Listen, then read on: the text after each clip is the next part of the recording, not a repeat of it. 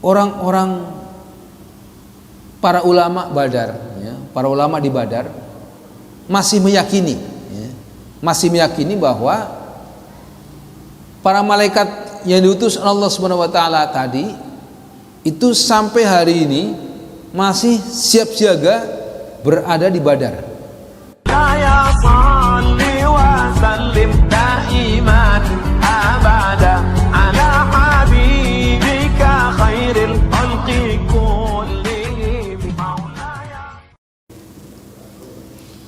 Bismillahirrahmanirrahim. Uhayyikum bitahiyatil Islam, tahiyatan mubarakatan. Assalamualaikum warahmatullahi wabarakatuh.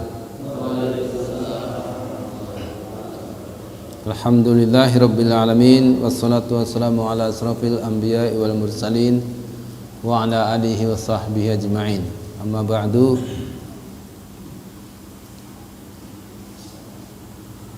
Qala Allah Ta'ala fil Qur'anil Karim, a'udzu billahi minasyaitonir rajim. Bismillahirrahmanirrahim.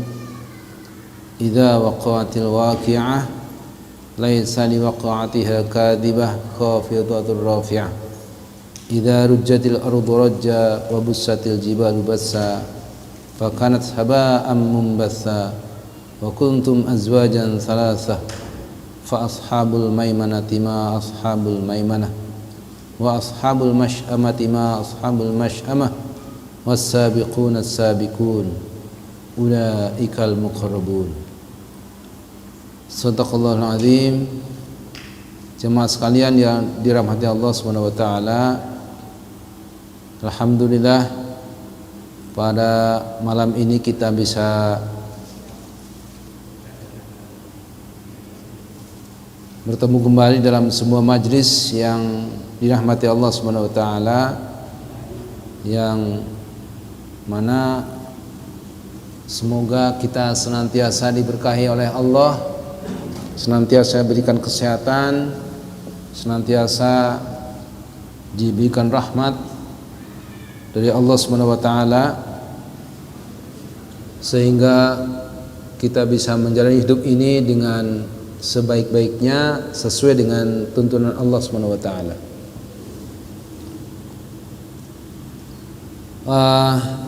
Jemaah sekalian, malam ini saya ingin memberikan sekedar oleh-oleh cerita tentang salah satu kejadian di zaman Nabi Sallallahu Alaihi Wasallam yang terkenal dalam sejarah, yaitu Perang Badar. Jadi kemarin saya sempat mampir ke tempat lokasi terjadinya Perang Badar, itu antara Jeddah ke Madinah. Dari Madinah sekitar 170 km.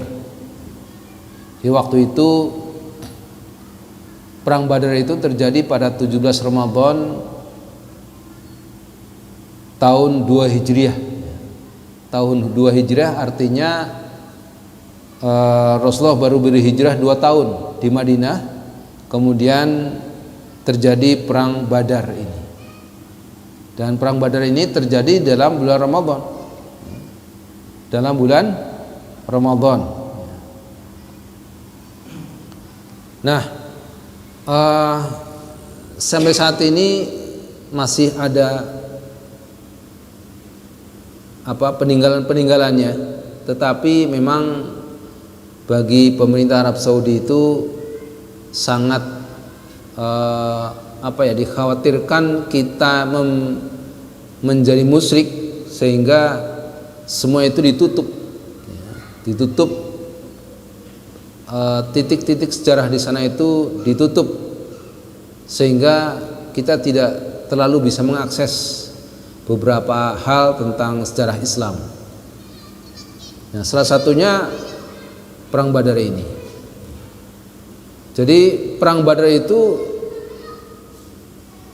pada awalnya adalah merupakan kesalahpahaman orang-orang musyrik terhadap orang-orang muslim.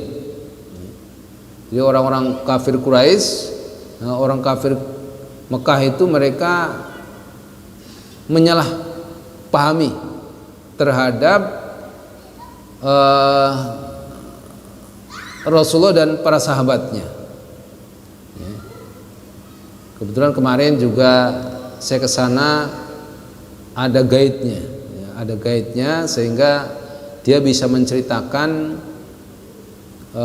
situasi dan lokasi perang Badar itu. Jadi jemaah sekalian yang dirahmati Allah Subhanahu wa taala, perang Badar ini diawali dari kesalahpahaman orang-orang kafir kepada orang-orang muslim, para sahabat Rasulullah SAW, dan Rasulullah dan para sahabatnya. Ada yang menceritakan bahwa kesalahpahaman itu terjadi ketika Rasulullah SAW ingin kembali ke Mekah untuk mengambil barang-barangnya yang ditinggal hijrah ke Madinah. Tetapi kemudian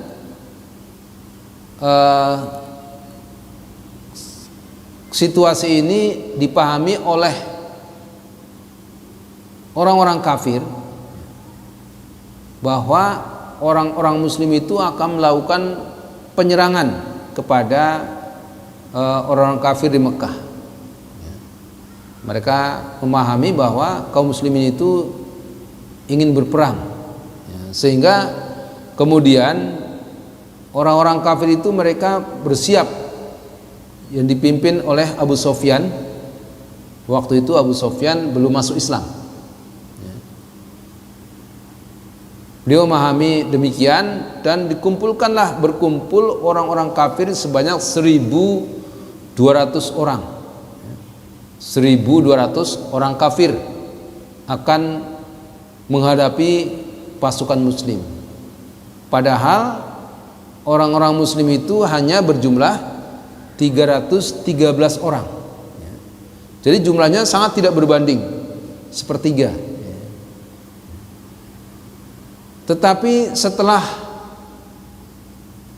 mengetahui, Abu Sufyan itu setelah memahami bahwa ini kesalahpahaman orang kafir kepada orang-orang muslim, maka Abu Sufyan menarik pasukannya sebanyak 200 orang, ditarik oleh Abu Sufyan untuk tidak berperang kembali. Tetapi Abu Jahal tetap ngotot. Abu Jahal itu tetap ngotot untuk tetap berperang, sehingga 1.000 pasukan kafir mereka tetap siap siaga untuk berperang. Nah, ini jemaah sekalian yang dirahmati Allah Subhanahu wa taala,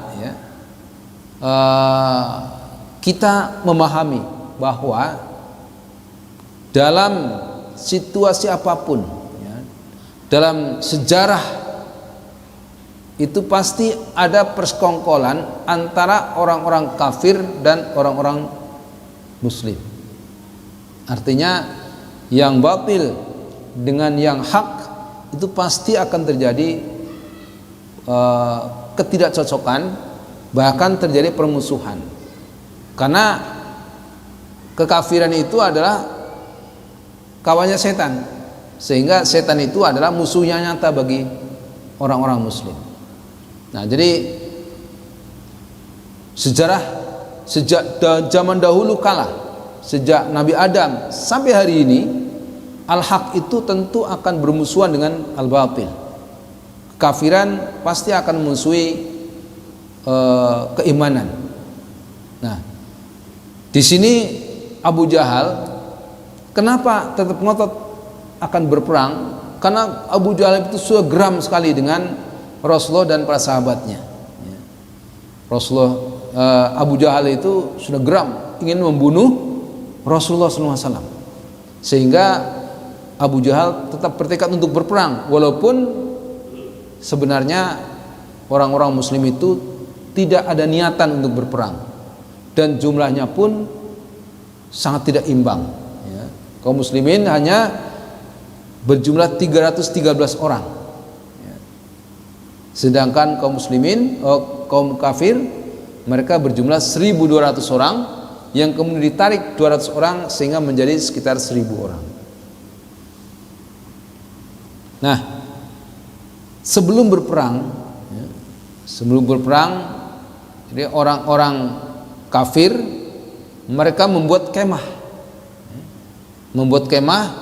di sebuah arena, sebuah area atau tempat yang namanya Al-Quswatud Dunya.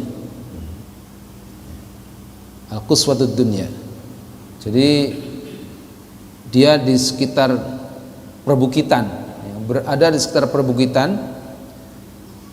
Sedangkan orang-orang muslim, ya, Rasulullah dan para sahabatnya, mereka membuat camp di Al-Udwatud Dunya. Al-Udwatud Dunya. Jadi sebuah padang pasir di dekat bukit, ya, di lereng bukit ada padang pasir, dan saya ke sana itu memang pasirnya itu luar biasa lembutnya, ya. Kalau kita ambil pasir itu, kita jatuhkan itu seperti debu, ya. Begitu ringannya, jadi lembut sekali.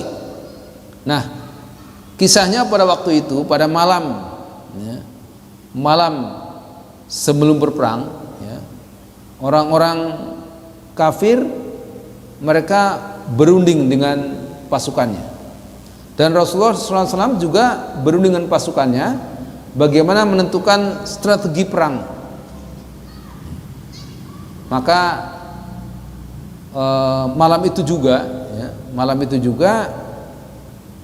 di camp orang-orang kafir, ya, di camp orang-orang kafir itu terjadi hujan yang lebat dan badai. Hujan lebat disertai badai sehingga porak-poranda camp orang-orang kafir. Sedangkan orang-orang muslim, Rasulullah dan para sahabatnya, dia jaraknya itu hanya sekitar mungkin sekitar 5 kilo, ya.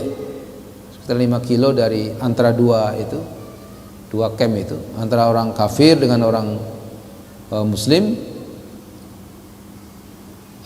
Pasukan Rasulullah dan para sahabatnya itu mereka berkumpul di Al-Udwatud Dunya tadi, ya. Itu malam itu hanya ada hujan gerimis, rintik-rintik, ya. Gerimis, rintik-rintik, yang kemudian Rasulullah menyuruh para sahabatnya untuk berlari-lari kecil di atas pasir itu, yang pasir yang lembut itu. Dan Masya Allah, luar biasa, mereka pasukan yang tadi sakitan, yang pegel-pegel, kemudian sembuh, ya. Yang pegel-pegel jadi sembuh, yang sakit-sakit itu jadi sembuh, ya, setelah berlari-lari kecil di atas pasir itu. Sedangkan orang-orang kafir, ya, pasukan kafir itu mereka porak-poranda dengan hujan lebat dengan badainya. Luar biasa. Ini satu tanda-tanda pertama. Maka kemudian siangnya terjadi pertempuran, ya, antara orang kafir dengan orang muslim tadi. Tapi sebelum itu hasil kesepakatan pasukan Rasulullah dan para sahabatnya itu, mereka mengutus sahabat untuk melihat situasi kondisi, ya, mengutus dua orang sahabat untuk melihat situasi kondisi yang akan menjadi medan peperangan. Jadi jaraknya kira-kira dari camp Rasulullah itu sekitar 2 kiloan, ya. Sekitar 2 kilo dari tempat camp Rasulullah ke tempat medan pertempuran itu, ya. Sekarang itu menjadi sebuah lembah yang seperti tidak terurus, yang ditumbuhi oleh ilalang, ya. Sekarang itu banyak ilalang situ, tapi masih ada sumurnya. Ya. Nah, dua orang itu mengamati dan melihat, ya, melihat jumlah pasukan orang-orang kafir. Ya. Jadi dua orang ini melihat situasi kondisi medan pertempuran dan melihat jumlah orang-orang kafir yang mereka ternyata jumlahnya 1.000 orang, sedangkan pasukan muslim berjumlah 313. Nah, kemudian siangnya terjadi pertempuran. Pertempuran itu sebelum bertempur, ya, Rasulullah itu kemudian berdoa di bawah pohon. Nah, jadi jarak antara medan pertempuran dengan camp Rasulullah itu sekitar kurang lebih 2 kilo, ya. Kurang lebih 2 kilo. Kemudian di medan pertempuran itu di situ ada sebuah sumur. Nah, kalau kita lihat dalam sejarah, ya, Rasulullah mengatakan kita campnya di sini, ya, tempat camp tadi. Tapi kemudian sahabat bertanya, ya Rasulullah, ini wahyu atau pendapat pribadi? Ini pendapat pribadi, kata Nabi. Kalau pendapat pribadi, ya, maka usul saya jangan di sini kita campnya. Kita campnya yang ada sumber air. Nah, ternyata emang di medan pertempuran itu ada sebuah sumber air. Dan kemudian sumber air inilah yang diperebutkan oleh pasukan muslim dan pasukan kafir. Nah, tidak jauh dari medan pertempuran itu, tidak jauh dari sumber air yang diperebutkan itu, Rasulullah di situ berdoa, ya Allah, kalau seandainya, ya, intinya doanya adalah sampai selanjutnya terjatuh, begitu khusyuknya, diangkat kedua tangannya Rasulullah SAW berdoa kepada Allah Subhanahu Wa Taala, seandainya engkau tidak menangkan pasukan muslim di perang Badar ini, maka tidak ada lagi yang menyembah engkau, ya Allah, gitu. Siapa lagi yang akan menyembahmu? Ini begitu seriusnya Rasulullah berdoa, ya. Maka kemudian Allah Subhanahu Wa Taala mengirimkan pasukan dari yang tidak terlihat, ya, yaitu para malaikat. Ya. Allah menurunkan 3.000 pasukan dari malaikat, dari kalangan malaikat, untuk ikut bertempur di dalam medan pertempuran itu.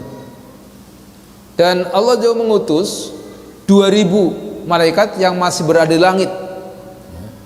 Jadi 3.000 yang turun ke bumi, 2.000 mengamati dari atas langit. Nah, itulah jemaah sekalian, ya. Yang pertama, tempat Rasulullah berdoa, ya. Rasulullah berdoa itu sekarang sudah dibuat masjid, kira-kira masjidnya sebesar masjid kita ini, lebih besar dikit, ya. Namanya Masjid Al-Arish, ya. Al-Arish. Jadi memang di sana orang Arab itu ketika ada titik-titik sejarah di situ, untuk mengenangnya hanya dengan dibuat masjid. Nah, dari situ tempat Rasulullah SAW berdoa itu sekarang juga dirahasiakan oleh orang-orang Arab supaya tidak dikejar oleh orang-orang para peziarah. Jadi kata guide itu, Pak, lihat nanti saya berdiri di situ, disitulah tempat raudhahnya, artinya tempat dulu Rasulullah berdoa ketika akan terjadi perang Badar. Jadi waktu itu masih ada pohon, jadi beliau berdoa di bawah pohon itu. Maka jemaah sekalian, di medan pertempuran itu, ketika pertempuran, Masya Allah, ini sungguh luar biasa. Pedang itu belum dihunuskan, baru pegang saja, baru diginiin, itu musuh itu sudah tertebas, ya, karena bantuan malaikat Allah Subhanahu wa taala. Jadi kaum muslimin itu begitu mudahnya mengalahkan orang-orang kafir, karena pedang itu belum disabet ke musuhnya, itu musuh udah tergelepar terlebih dahulu. Itu karena bantuan para malaikat. Jadi mereka, orang-orang kafir itu melihat jumlah pasukan muslim itu banyak sekali. Mereka melihatnya, orang-orang kafir itu melihat jumlah pasukan muslim itu begitu banyaknya, padahal jumlah sesungguhnya, ya, itu sangat tidak berimbang. Pasukan muslim hanya 313, sedangkan pasukan muslim sebanyak 1000 orang, ya, hanya sekitar sepertiganya, ya. Tetapi ketika pertempuran itu, orang-orang kafir itu melihat begitu banyak sekali pasukan muslim. Nah, maka ada satu hal yang perlu kita ambil pelajaran. Abu Jahal kemudian terbunuh di medan Badar itu. Abu Jahal, tokohnya orang kafir Quraisy, itu kemudian terbunuh dalam medan pertempuran Badar itu. Dan anehnya Abu Jahal itu hanya dikalahkan oleh 2 orang anak kecil yang ikut bertempur. Ya, ada 2 orang anak kecil yang ikut bertempur.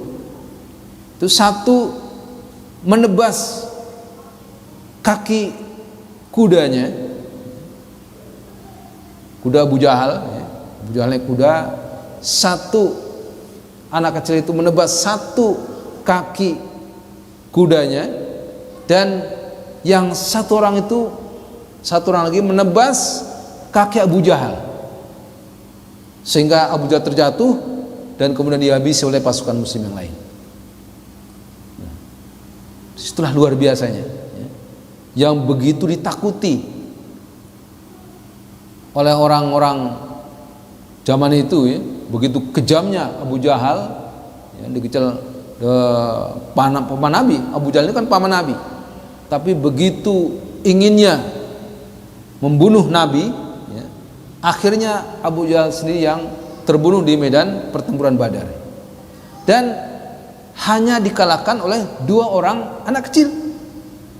Kekuatan yang begitu luar biasa, tetapi dikalahkan oleh anak kecil saja, begitu rapuhnya, ya. Sebagaimana kita ingat sejarah Jabal Sur, ya, ketika Rasulullah itu akan berhijrah dari Mekah ke Madinah, beliau masuk ke dalam gua Sur itu, kemudian serangga yang membuat sarangnya, laba-laba, ya, laba-laba membuat sarangnya. Itu orang-orang kafir itu tertipu dengan sarang laba-laba.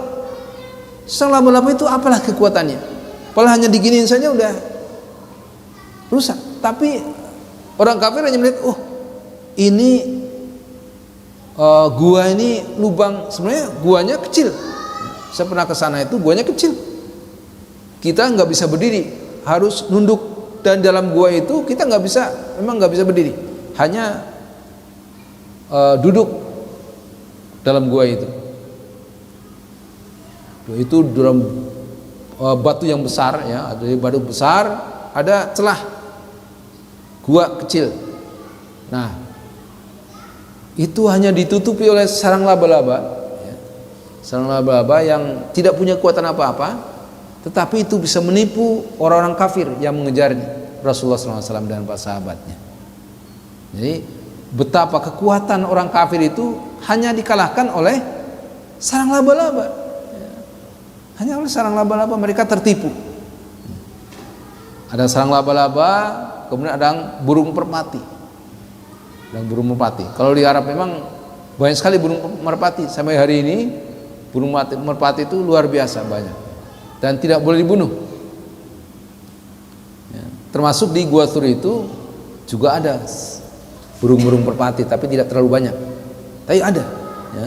Jadi waktu itu orang-orang kafir itu hanya tertipu oleh sarang laba-laba dan burung merpati. Dia pikir, wah ini ada sarang laba-laba, berarti nggak mungkin Rasul di sini, nggak mungkin Muhammad ada dalam gua ini, ada sarang laba-labanya. Padahal begitu Rasulullah masuk ke dalam gua itu, langsung Allah menyuruh laba-laba untuk membuat sarangnya. Dan cepatnya laba-laba itu bisa membuat sarang menutup pintu gua itu.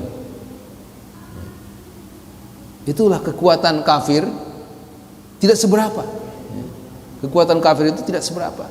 Demikian juga dalam sejarah perang Badar ini, Abu Jahal itu hanya dikalahkan oleh 2 orang anak kecil. Luar biasa. Abu Jahal yang tokoh orang-orang kafir yang ditakuti, ya, karena begitu kejamnya, tapi hanya dikalahkan oleh 2 orang anak kecil. Dan Abu Jahal bersama 70 pasukannya yang gugur di medan perang Badar itu dimasukkan ke dalam sumur itu. Jadi Abu Jahal dan 70 orang lainnya dimasukkan ke dalam sumur, dilaknat oleh Allah Subhanahu wa taala, dilaknat oleh Rasulullah SAW dan para sahabatnya sampai hari ini, ya. Jadi kemarin saya ke sana ditunjukin, Pak, ini sumur yang di sini dikubur Abu Jahal dan orang 70 orang kafir lainnya. Jadi peperangan itu dari kalangan pasukan muslim gugur sebanyak 14 orang, ya. Dan 14 syuhada ini dimakamkan di satu tempat, syuhada Badar namanya. Ada pemakaman syuhada Badar. Tapi kemarin saya bertanya, yang gugur kan 14 orang, tapi banyak sekali makam di situ. Karena sampai 2017 itu makam itu menjadi pemakaman umum, pemakaman umum, sehingga banyak makam orang lainnya selain syuhada Badar. Jadi yang mana 17 makam syuhada Badar itu tidak ada yang bisa mengetahui, karena memang di sana sangat dirahasiakan. Di sana itu sangat dirahasiakan. Kalau kita datang ke Baqi saja, Baqi itu pemakaman di samping Masjid Nabawi. Di samping Masjid Nabawi itu ada pemakaman Baqi. Itu kalau kita ke situ, kita nggak tahu ini siapa. Ini siapa? Jadi ada makam para sahabat dan sahabat dan sahabiah lah. Itu dimakamkan di situ. Ya kita tidak tahu ini makam siapa, ini makam siapa. Dan makamnya juga tidak seperti di kita. Kalau kita kan makam itu dikasih pasangan batu nisan yang luar biasa, yang bagus-bagus. Di sana tidak boleh dipasang seperti itu. Dan memang itulah yang benar, ya. Makam itu tidak diberikan pasangan-pasangan yang seperti itu. Tidak ada nama di atas makam itu. Ia hanya gundukan tanah, pasir, ditaruh tanda batu saja. Ada yang kalau orang Indonesia dan bukan hanya Indonesia, jemaah haji dan umroh yang wafat di Madinah itu dimakamkan di Baqi. Nanti sekitar 3 tahun dibongkar, kerangkanya dialihkan ke tempat lainnya, itu digunakan lagi, makamnya digunakan lagi untuk menguburkannya. Kalau nggak begitu penuh, ya. Makam Baqi itu penuh kalau nggak seperti itu. Jadi setiap 3 tahun itu dibongkar, sehingga pemakaman itu ya nggak tahu lagi. Kalau kita kan, jadi kalau misalnya ada jemaah yang dulu bapak saya dimakamkan di sini, di mana nggak tahu. Apalagi udah 5-10 tahun yang lalu, udah kerangkanya udah nggak di situ lagi, udah diangkat. Di situ udah orang lain. Nah, jadi di Suada Badar juga begitu.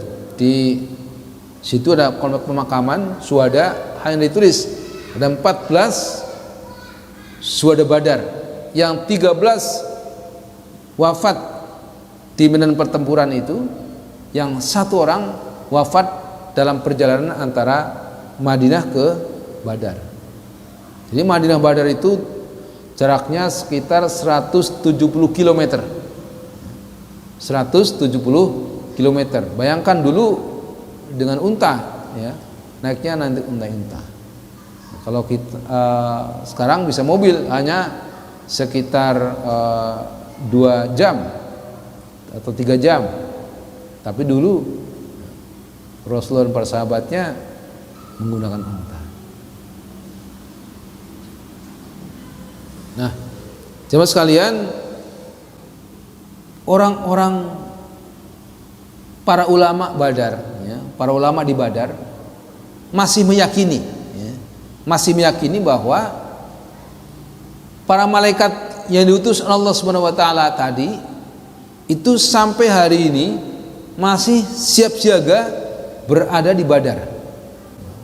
Ini keyakinan orang-orang Badar, para ulama Badar itu meyakini bahwa para malaikat yang diutus oleh Allah Subhanahu wa taala untuk membantu pasukan muslim itu sampai hari ini masih berada di Badar, ya, masih ada di arena Badar itu sebanyak 3.000 malaikat, dan 2.000 malaikat masih di langit di atas Badar itu.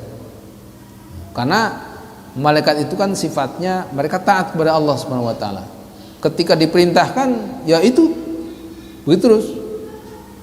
Karena belum ditarik oleh Allah Subhanahu wa taala pasukan malaikat itu, sehingga mereka tetap berada di lokasi itu. Itu keyakinan para ulama Badar. Jadi sehingga ya begitu kondisinya. Mereka yakin para malaikat itu masih berjaga di wilayah Badar itu. Nah, jemaah sekalian, itulah salah satu pelajaran, ya, dari wilayah yang dinamakan dengan Badar, yang jaraknya tadi kalau dari Madinah sekitar 170 kilo. Jadi dari Jeddah itu sekitar 300-an kilo, 300 kilo kalau kita jalan dari Jeddah. Tapi memang area ini bagi jemaah haji tidak mungkin menuju ke situ, hanya yang bukan jemaah haji yang bisa, karena kalau jemaah haji hanya terikat di Mekah dan Madinah, sedangkan ini berada di antara Mekah Madinah yang bukan di jalur yang bisa dilalui antara Mekah Madinah itu.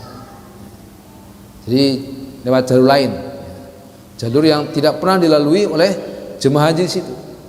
Jadi kalau Bapak Ibu menjadi jemaah haji juga tidak bisa melalui atau tidak bisa ke tempat perang Badar itu, karena memang bukan area perhajian. Tapi ini salah satu sejarah Nabi, di area Badar itu. Jadi dari medan perang Badar itu, di samping itu ada Masjid Al-Arish, kemudian ada gunung yaitu Jabal Malaikat. Nah, itulah kenapa dinamakan Jabal Malaikat, karena malaikat turun dari gunung itu. Allah mengutus malaikat turun dari gunung itu menuju ke area tempat peperangan Badar. Sebanyak 3.000 malaikat mereka turun di bumi, dan 2.000 malaikat berada di langit atas area Badar. Nah, jemaah sekalian, selain itu ya, di dekat Badar itu kalau kita berjalan dari Madinah menuju Jeddah misalnya 170 sampai di lokasi Badar. Kemudian dari lokasi Badar itu menuju ke Jeddah ada satu sejarah lagi yang namanya Abwa. Abwa itu kita ingat ibunda Nabi. Ibunda Nabi itu wafat di daerah Abwa ketika baru ziarah ke makam ayah Nabi Muhammad SAW. Jadi waktu kecil Rasulullah itu diajak oleh ibunya ya, sebelum 5 tahun ya, masih belum balik lah, itu diajak oleh ibunya ke Madinah ziarah ke makam bapaknya ya, ke makam Abdullah. Kemudian ketika pulang dari Madinah melewati Abwa, maka Siti Aminah jatuh sakit dan wafat di Abwa itu. Tetapi ketika kemarin saya mau ke sana tidak bisa masuk ya, karena itulah dikhawatirkan oleh orang-orang, ada pemerintah Arab Saudi kita musyrik, sehingga kita tidak bisa masuk ke area pemakaman atau ziarah ke ibunda Rasulullah SAW. Itu di daerah Abwa, namanya Abwa, daerah Badar, sekitar 50 kilo dari Badar menuju ke Jeddah, melalui satu tempat yang namanya Abwa. Jemaah sekalian, saya kira itu beberapa oleh-oleh ya, cerita kisah yang terjadi di Badar dan Abwa. Mungkin ada yang bertanya, silakan.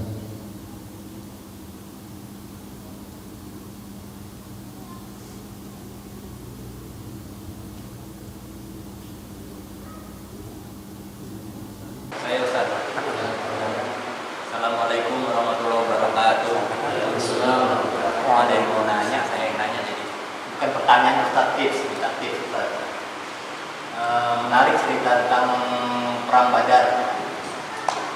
Makasih ceritanya Ustaz. Yang menarik bagi saya saat Nabi berdoa, yang tadi Ustaz ya, berdoa memohon langsung kepada Allah, ya Allah, kalau saya kalah maka tidak akan lagi ada menyembahmu. Itu saja dia. Menurut saya sih itu cerdasnya Rasul ya Ustaz ya. Cerdasnya Rasul, beliau langsung meminta. Kalau kata manusia, menurut manusia nggak mungkin 300 orang melawan 1.200. Maka kalau kita udah beranggapan nggak mungkin bagi manusia, maka itulah petunjuk bagi kita untuk minta langsung ke Allah.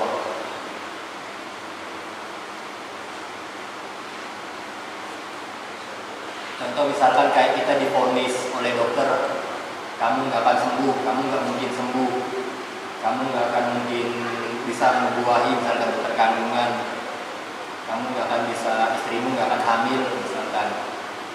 Nah itu kalau kata dokter manusia udah nggak mungkin, itulah petunjuk bagi kita untuk minta langsung ke Sang Pencipta. Yang ingin saya minta tips nih Ustaz, adakah amalan-amalan khusus atau surat-surat Quran untuk menopang keyakinan kita Ustaz, untuk memperkuat keyakinan kita meminta kepada Allah Ustaz? Sekian, terima kasih. dalam surat Al-Baqarah ya contohnya. Al-Baqarah itu ujibu da'watad da'i idza da'an falyastajibu wal yu'minu bi la'allahum yarshudun. Nah, ini salah satu ayat. Maka berdoa kepada Allah Subhanahu wa taala dalam situasi apapun. Dalam situasi bahagia, dalam situasi sengsara, dalam situasi apapun, kita tetap berdoa kepada Allah Subhanahu wa taala. Karena Allah itu yang Maha punya, Maha memiliki, Maha kaya. Segalanya itu dimiliki oleh Allah Subhanahu wa taala. Allah yang Maha kaya dan Allah Maha mengabulkan doa-doa kita. Sehingga kita harus tetap berdoa, jangan putus asa. Kalaupun kita melihat mungkin kita sudah lama berdoa, ya Allah saya sudah setahun berdoa tapi nggak pernah dikabulkan. Saya merasa sudah berpuluh-puluh tahun berdoa tapi juga tidak dikabulkan. Mungkin yang pertama ya, kita tidak dikabulkan doa yang kita minta kepada Allah Subhanahu wa taala, tetapi mungkin diberikan rahmat dalam bentuk yang lain. Mungkin diberikan rahmat atau istijabah dari doa kita dalam bentuk lainnya, tidak seperti yang kita doakan. Karena mungkin Allah memandang lebih baik diberikan yang lain daripada sesuai dengan yang doa kita. Yang kedua, mungkin saja bukan di masa kita menikmati hasil doa kita, tetapi mungkin anak cucu kita yang mereka menikmati, dikabulkannya untuk anak cucu kita. Contohnya Nabi Ibrahim alaihissalam. Ya, Ibrahim alaihissalam itu berdoa kepada Allah Subhanahu wa taala, Rabbana wa ba'ath fihim rasulan minhum yatslu alaihim ayatika wa yu'allimukumul kitab wal hikmah wa tuzakihim. Jadi Ibrahim berdoa kepada Allah Subhanahu wa taala untuk diutus Rasul kepada umat ini, yatlu alaihim ayatika, yang membacakan kepada mereka ayat-ayatmu. Yang kedua, wa tuzakihim, yang mensucikan mereka. Dan yang ketiga, wa yu'allimukum malam ta'lam, intinya mengajarkan Alkitab dan hikmah. Jadi 3 permohonan Nabi Ibrahim ini kemudian dikabulkan oleh Allah Subhanahu wa taala dengan menurunkan Rasulullah sallallahu alaihi wasallam. Nah, jadi Ibrahim dengan Rasulullah itu jaraknya sekian ribu tahun. Ibrahim yang berdoa, tapi kita yang menikmati. Itu salah satu contoh. Sehingga kalau kita berdoa kepada Allah Subhanahu wa taala, mungkin bukan kita yang menikmati hasil doa kita, tetapi mungkin anak cucu kita yang akan menikmati hasil dari doa-doa kita. Nah, jadi itulah kita senantiasa berdoa kepada Allah Subhanahu wa taala apa yang menjadi hajat-hajat kita tanpa harus berputus asa, ya, tanpa harus berputus asa. Ya. Tentunya ya kita juga melihat ya, kalau kita berdoa mungkin doa kita tidak dikabulkan oleh Allah Subhanahu wa taala tadi karena Allah mandang lebih baik diberikan, kalau sesuai hajat kita mungkin akibatnya tidak baik untuk kita, sehingga Allah mandang lebih baik yang lain, atau karena kita makan makanan haram ya. Karena makan yang haram itu menjadikan doa kita tidak terkabul ya. Doa kita tidak dikabulkan oleh Allah Subhanahu wa taala mungkin karena kita sering makan makanan yang diharamkan oleh Allah Subhanahu wa taala. Ini salah satunya. Baik jemaah sekalian yang dirahmati Allah Subhanahu wa taala, mudah-mudahan apa yang kita kaji pada malam ini bisa menjadi pelajaran untuk kita semuanya dan meningkatkan keimanan kita. Semoga diberkahi Allah Subhanahu wa taala.